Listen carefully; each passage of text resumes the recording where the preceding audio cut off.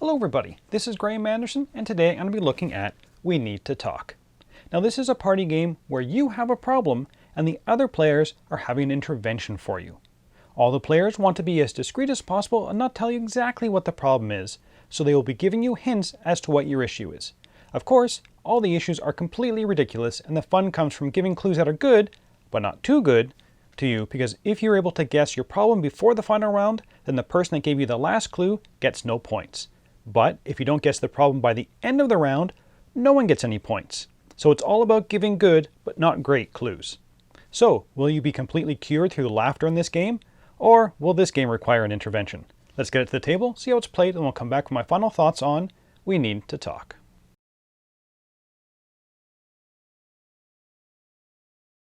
Here is We Need to Talk set up for 5 players. I'm going to be showing you the example card from the deck and not spoil any of the other afflictions. Each player will take turns being the interviewed. That is the focus of the intervention. They do not know what the problem is, but all of the other players do. The interviewed will get points for guessing the problem early. All the other players are concerned friends and will get points for giving good clues, but not so good as the interviewed will guess the correct answer early on. But if the interviewed does not guess correctly by the end of the round, no one will get any points. The game will start with the interviewed taking the number of point chips on their one side based on the player count, and they'll also draw a card that they cannot see but all the other players can. Now there are 3 phases to each round, and if playing with 4 or 6 players, each concerned friend will give 1 clue during each phase. If playing with 7 or 8 players, only certain concerned friends will give clues in a particular phase. The first phase is called Broaching the Subject. Concerned friends will gently hint at the subject of the problem using only 1 or 2 words, and the game suggests starting this round with the phrase, "We need to talk about your." So you could say something like, "We need to talk about your communication skills." "We need to talk about the way you move." "We need to talk about jazz hands," those type of things. After each concerned friend gives a good clue, the interviewed gives that player one of the scoring tokens and it gets flipped to the to side. So what makes a good clue? A clue cannot contain any of the words on the card. It must be generally thought of as a good clue by the other concerned friends. The clue must be substantially unique from others given that particular phase, and the clue should not give away the answer too easily. The second phase is the emotional appeal round. The concerned friends describe how the issue makes them feel, like, "I feel like you're trying to embarrass me in public. It's like I'm on stage with you and I hate it." Or, "It is really frustrating that I can never get a straight answer. I have to read into everything." Or, "Last week at the funeral, you could have just talked about your feelings, but then you started gyrating and it made me want to die." The last round is offering a solution round. The concerned friends are to propose an idea, an action, or a simple step that the interviewed might try to help them overcome their problem. It should just be a sentence or 2. Something like, "Maybe try poetry instead. It's still artsy." Or, "Try talking on the phone for a while. Focus your words." Or, "No more musical accompaniment. No moving, okay?"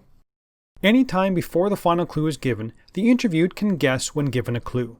They will give the concerned friend that just gave him a clue another point that's turned to the to side and guess.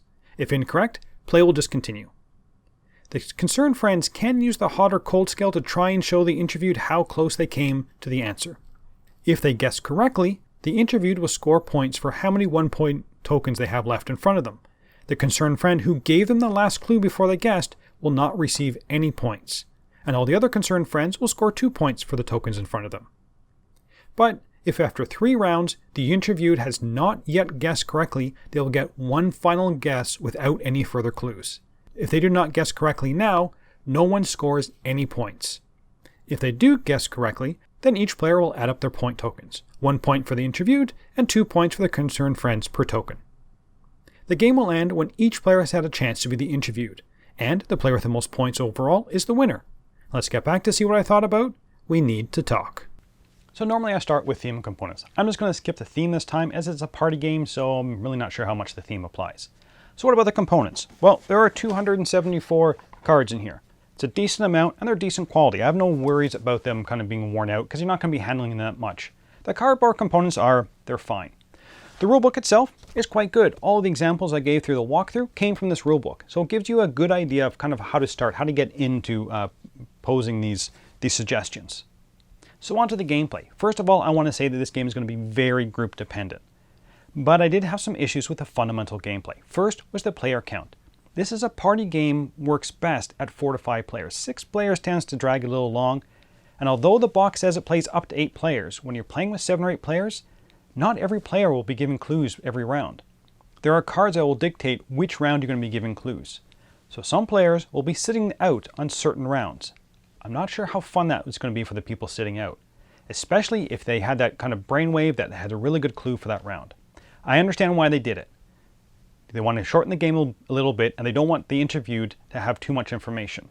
But I'm not sure I would suggest that this is a 7 or 8 player game, as I want players to be involved all the time in a party game. The other issue I had was the whole point of a good clue. And this is where I have my major issue with the game. It feels like kind of a co-op, but not really. You want to be helpful, but not too helpful, and your opponents are the ones that are deciding whether you're being helpful enough. So one of the good clue rules is that if one of your clues is too misleading or too off topic, the friends need to vote on whether it's a good clue or not. But you do want the interviewed to guess the question eventually.